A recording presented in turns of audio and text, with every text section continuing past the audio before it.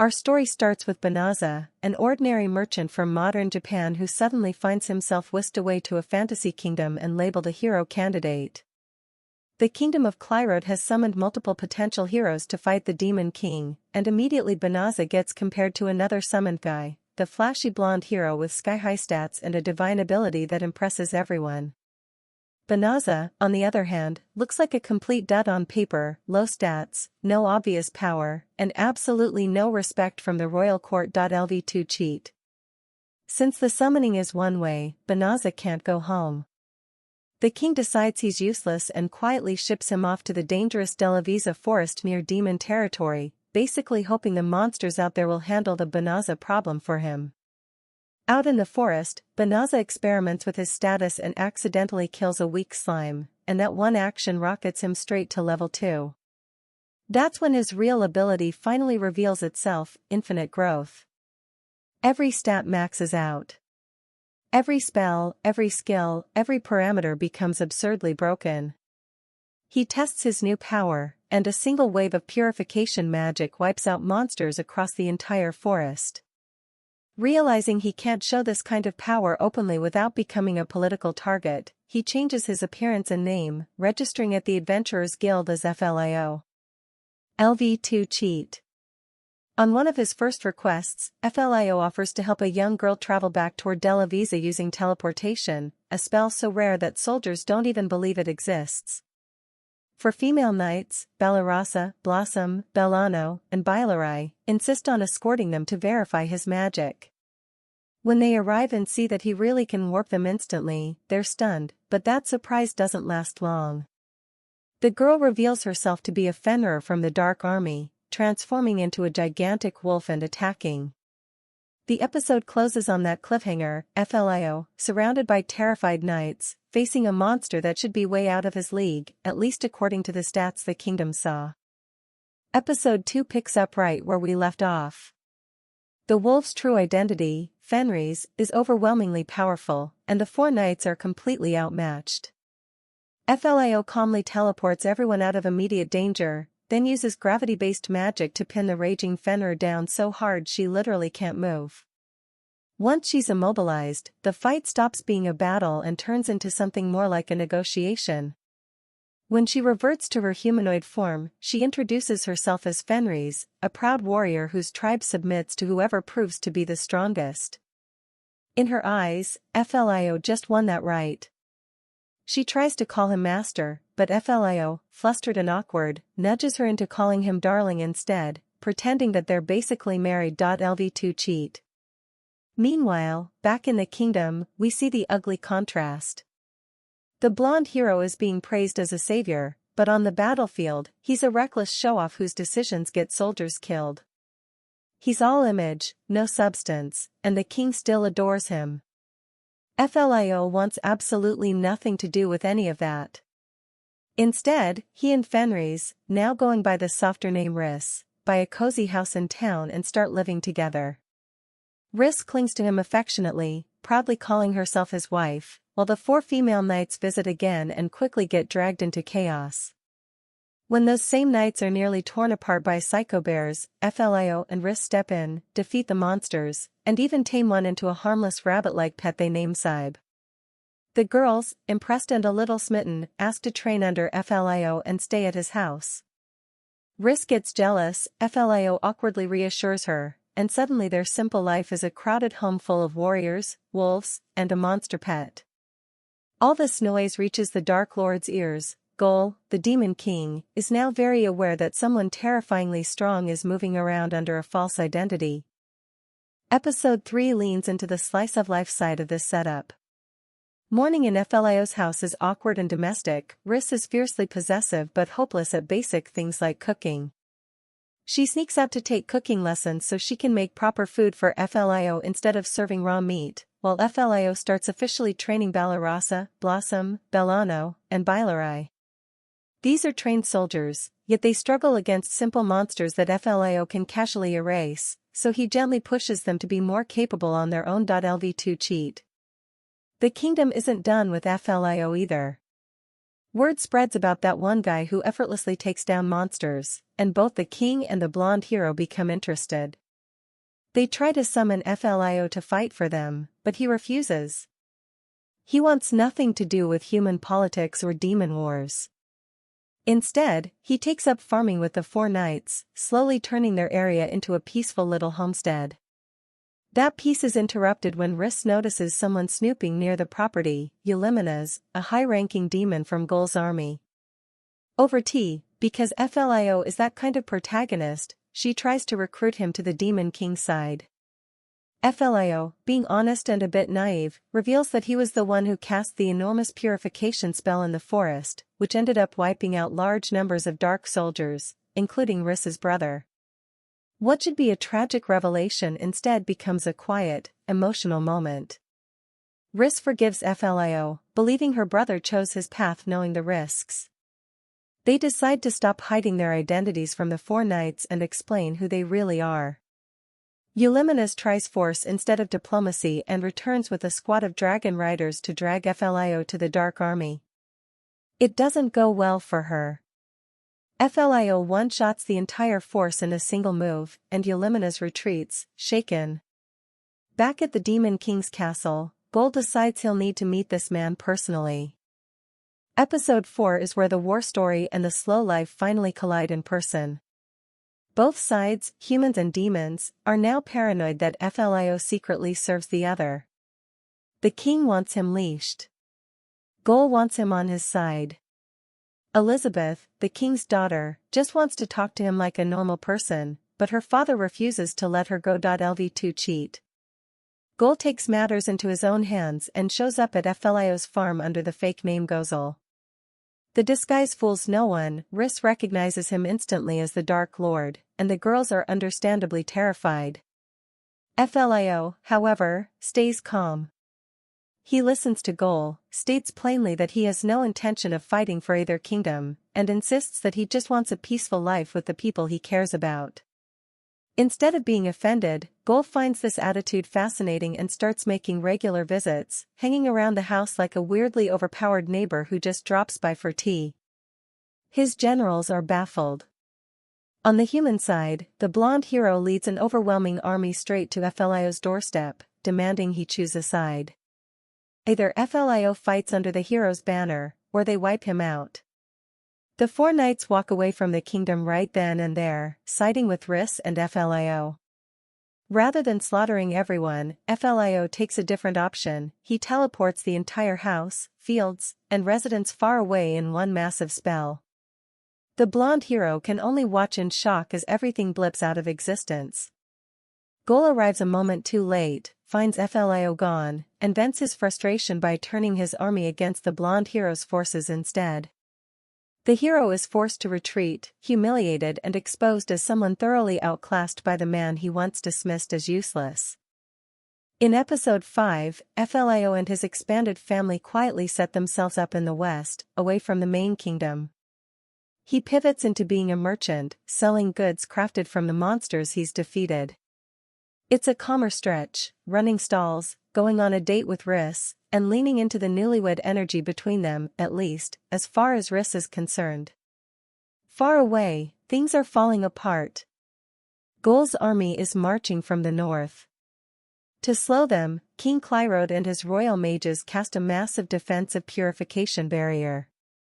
It works, but at a huge cost. The strain leaves all the mages, including the king himself, comatose. With the king bedridden, Elizabeth has to step up as acting ruler. One of her first major decisions is to strip the blonde hero of his status and banish him. His incompetence has cost too many lives. His loyal slave, Tsuya, still stays at his side. Desperate for power and desperate to be relevant again, the blonde hero is guided to a sealed weapon, a sword containing a deadly djinn named Haya. When the seal is broken, Haya emerges, slaughtering innocent people to fuel her wish-granting magic. She places sacrificial collars on everyone in the castle, set to decapitate them once her mission is complete. The mission? Kill Flio. Elizabeth is told to seek the true hero who lives in the west, the man who can truly save the kingdom. Haya soon tracks Flio down. In their first clash, she severely injures Riss, making all of Flio's calm disappear in an instant. That's where the episode leaves things. Flio, the man who swore he didn't want to fight, pushed to the edge. Episode 6 is the moment Flio's chill breaks. Watching Riss bleeding out, he completely snaps. He strips away Haya's magic with his infinite power, beating her down relentlessly while she's helpless. It's raw, ugly, and terrifying, the kind of fury that shows exactly how dangerous someone with his level of power can become. But his cheat isn't only about attack. Flio taps into a new kind of magic linked to time itself, rewinding Riss's condition and restoring her as if she'd never been injured. Lv2 cheat. Riss, who initially found his brutal strength intoxicating, suddenly remembers why she fell for him in the first place, his refusal to kill casually, even when he easily could. She steps between Flio and Haya, reminding him of who he is and who he wants to be. Her words pull him back from the edge.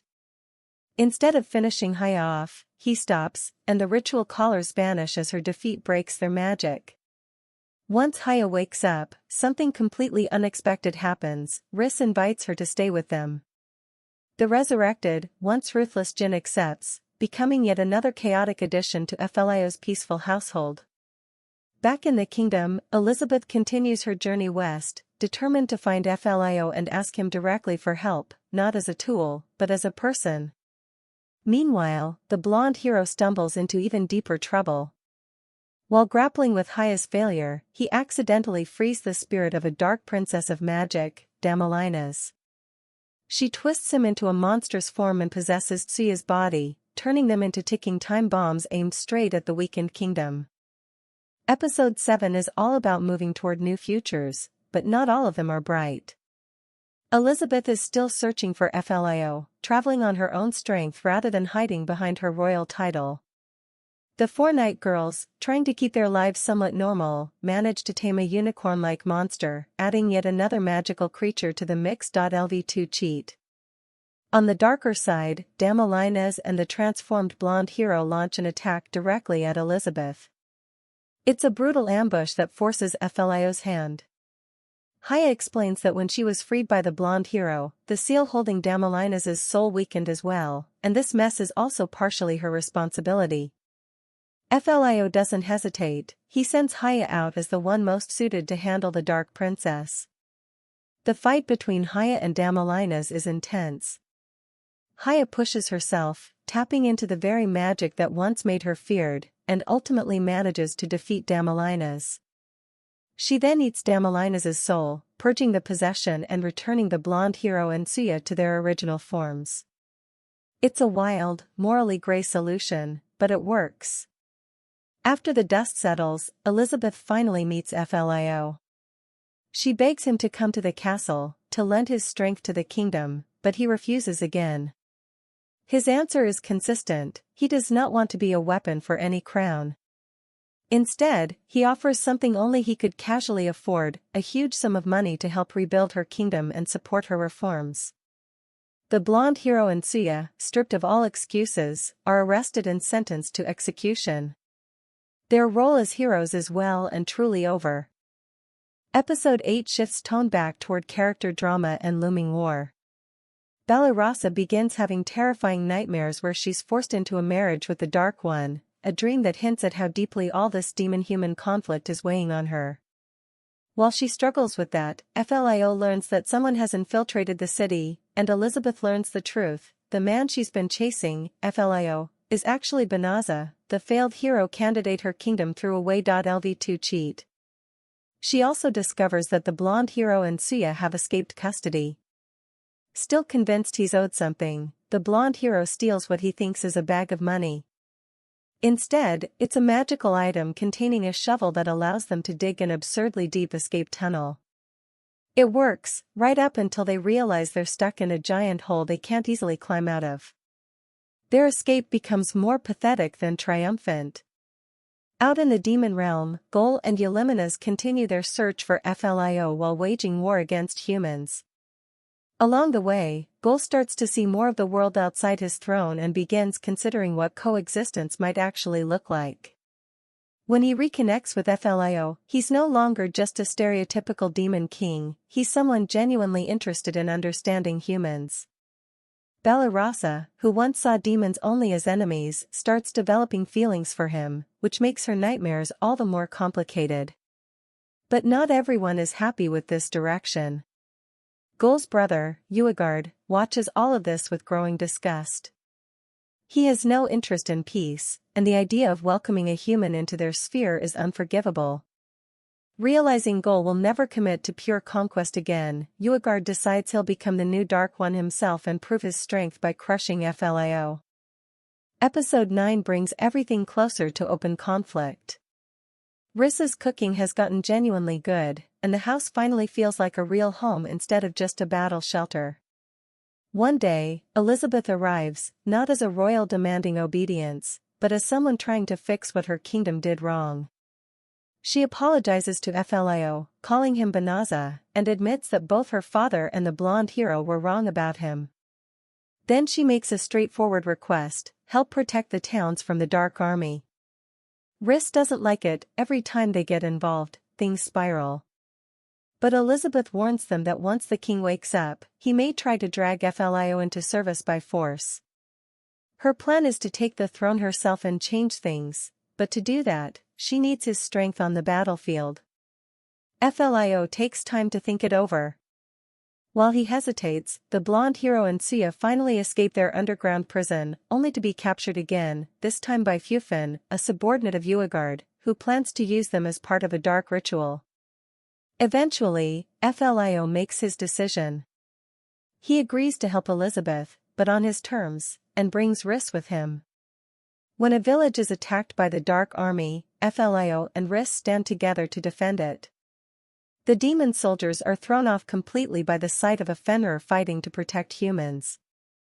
Flio's power ends the battle quickly. He forces the demons to retreat rather than slaughtering them outright. Elizabeth's forces watch this unfold from afar.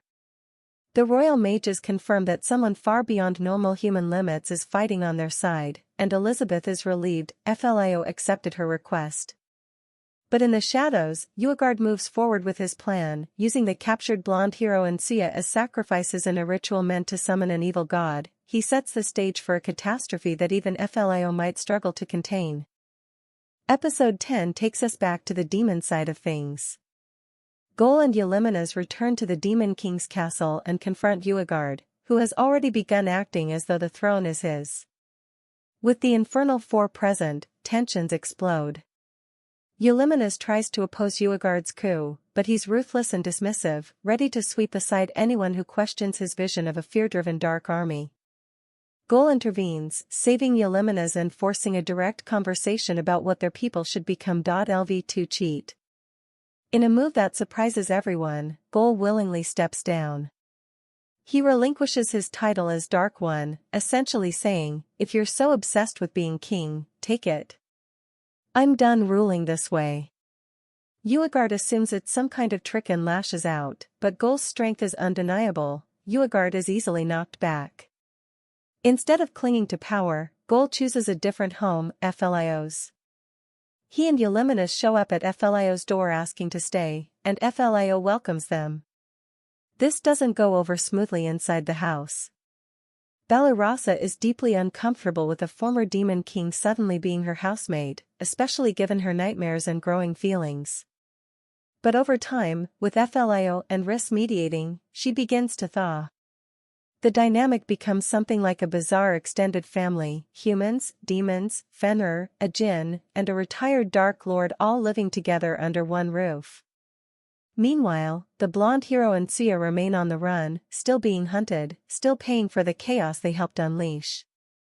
Episode 11 is the classic hot springs episode, but because this is Flio's life, even a vacation turns into another crisis. Uigard, now the self-proclaimed Dark One, is struggling. The human army has every advantage thanks to Flio's presence, and he needs a way to rally his own forces. At the same time, Flio and Riss decide to take everyone, knights, demons, pets, and all, on a trip to a hot springs town to relax and recharge. Gul and his side also visit the same resort, hoping to build morale among the demons.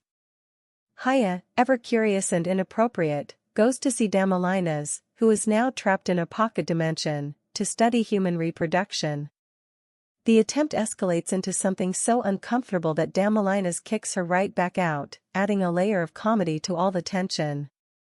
The bathhouse is split into different sections, and everyone scatters, Flio and his girls, Gol and his subordinates, all in different baths, creating plenty of opportunities for misunderstandings and jealous glares. Meanwhile, the blonde hero and Suya show up with a new scheme. They try to sell a stolen diamond. Unfortunately, the gem is actually a cursed item. It transforms them into a rampaging monster that attacks the hot springs, turning the fun trip into a battlefield. Flio's group assumes Uegard is behind the attack and immediately jumps into action. While Flio and his allies fight the jewel monster threatening the guests, Gol confronts his brother directly. One side of the battlefield becomes an intense sibling clash for the soul of the demon race, while the other becomes a desperate defense of the resort and its people. Finally, episode 12 ties everything together with one last chaotic showdown and a quiet, emotional landing. The fight between Gol and Uegard escalates, shaking the entire Hot Springs village. Banaza warns Flio about what's happening while Riss charges ahead and manages to deliver the killing blow to the monster, breaking the curse and freeing the blonde hero and Suya once again. Uliminas faces off against Fufin and the Infernal Four, proving that loyalty and conviction aren't exclusive to humans. Lv2 cheat. The resort owners step in with their own emergency magic, restraining Uegard and his remaining minions before teleporting them away, effectively ejecting the demon civil war from their peaceful village. With the immediate danger over, Flio and his friends stay to help repair the damage, using magic to rebuild the town. The owners thank them sincerely, treating them not as monsters or royalty, but as guests and saviors. Gol takes this moment to cement his new resolve. He forges a clear, friendly relationship with Flio, expressing his hope that together they can shape a world where humans and demons coexist instead of tearing each other apart. Over dinner, Banaza finally gathers the courage to confess her feelings to Gol, which leaves Uliminas quietly jealous and adds one last bit of personal drama to the mix. That night, Flio and Riss share a calm, intimate conversation about everything that's happened, their battles, their home, their strange family, and their hopes for the future. They reaffirm their love, not in some grand public declaration, but in a quiet talk that fits who they are. The next day, everyone returns to their farm and resumes their daily life, chores, cooking, trading, training, a peaceful routine supported by unthinkable power. Back in the kingdom, Elizabeth is now officially ruling, working to steer Klyrode in a better direction while learning that her father has disappeared after awakening from his coma. The blonde hero is still on the run, clinging to the dream of one day being recognized as a real hero, even though the world has already moved on. The season closes on that contrast, a noisy, chaotic world still spinning, and at the center of it, Flio and Riss, living the chill life in another world, as long as nobody forces them to pick up their swords again.